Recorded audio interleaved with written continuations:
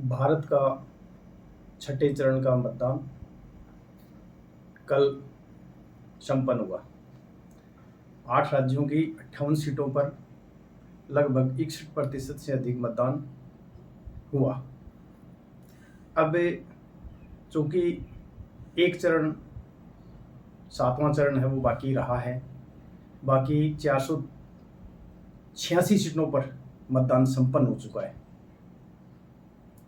सबसे मुख्य बात यही है कि छठे चरण का जो मतदान हुआ है उसके बाद में पूरे भारतवर्ष में इस बात के कयास लगने लग गए हैं कि एनडीए है वो सरकार बनाने जा रहा है।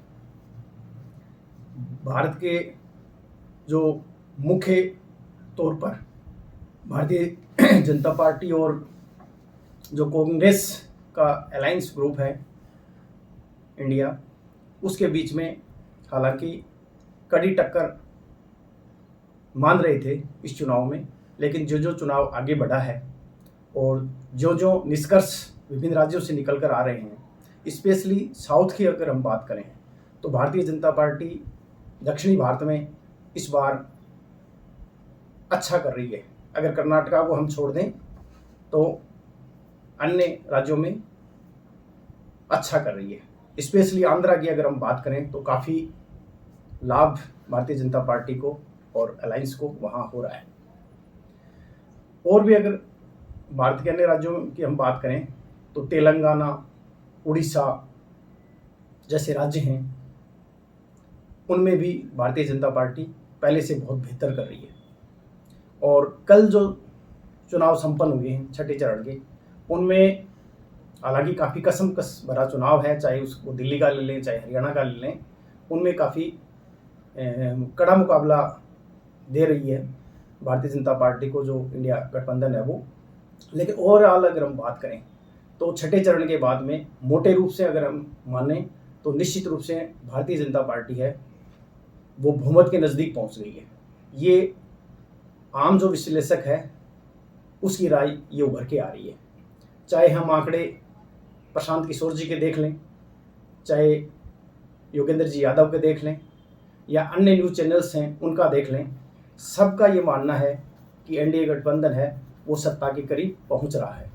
तो इसमें कहीं कोई दो राय नहीं कि तीसरी बार मोदी जी के नेतृत्व में सरकार बनने जा रही है।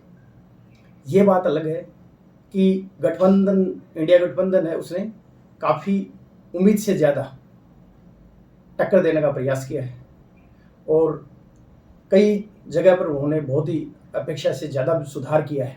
लेकिन जैसा कि भारतीय जनता पार्टी के जो चाणक्य हैं अमित शाह जैसे, और अन्य जो उनकी थिंक टैंक की जो टीम है, उसने उन सीटों पर प्रयास किया, उन सीटों पर सीटें निकालने का प्रयास किया जहां पिछली बार 2019 में उनकी कमजोरियां रही हुई थी, और उस प्रयास में लगभग उनको सफलता मिलती हुई नज़र भी आ रही है।